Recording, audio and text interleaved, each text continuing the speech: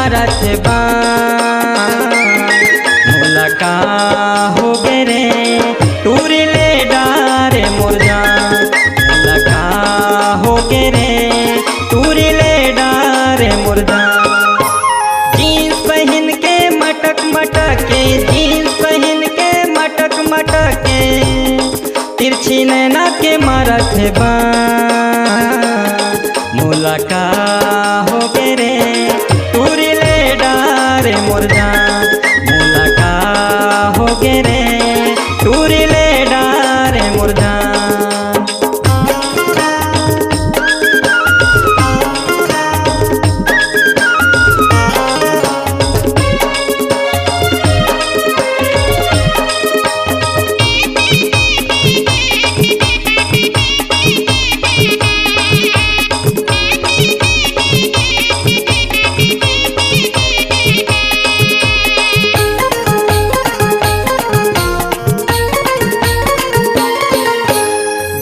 शहर माँ गली और घर माँ चर्चा तोर चलत है का बनाए हैं तोला विधाता देख के सब जलत है।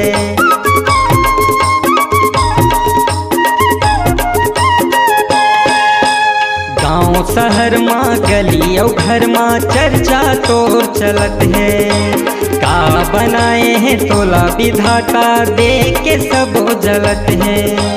बाली उम्र है पतली कमर है बाली उम्र है पतली कमर है सब हो गए हैं रे परेशान मुलाका हो गे रे टूर ले डारे मोर जान मुलाका हो गे रे टूर ले डारे मोर जान।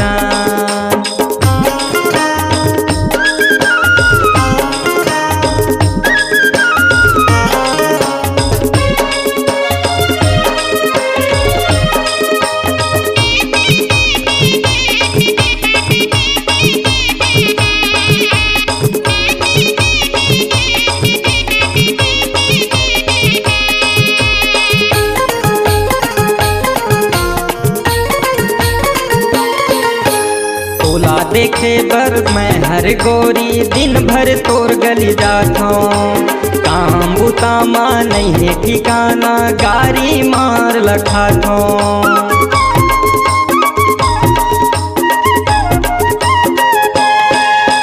तोला देखे बर मैं हर गोरी दिन भर तोर गली जात हूँ काम बुता माँ नहीं है ठिकाना गारी मार लखात हूँ।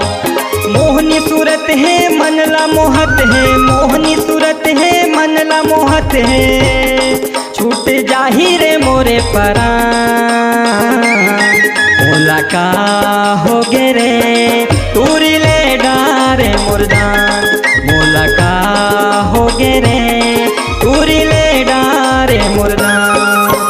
जीन्स पहन के मटक मटक के जीन्स पहन के मटक मटक के तिरछी नैना के मारत बान मुलाका हो गे रे टूर ले डारे मोर जान मुलाका हो गे रे टूर ले डारे मोर जान मुलाका हो गे रे टूर ले डारे मोर जान मुलाका हो गे रे टूर ले डारे मोर जान। सुपरहिट लोकगीत एल्बम मन मतौना रे स्वर मालती चंदेल रोहित मंडावी कुमारी अनीता मुकेश नाथ योगी देवा वर्मा रचना रोहित मंडावी निर्देशन राजा शर्मा। कार्यक्रम हेतु संपर्क करें 9109816053। रिकॉर्डिंग स्वर पाटन स्टूडियो खर्रा जिला दुर्ग।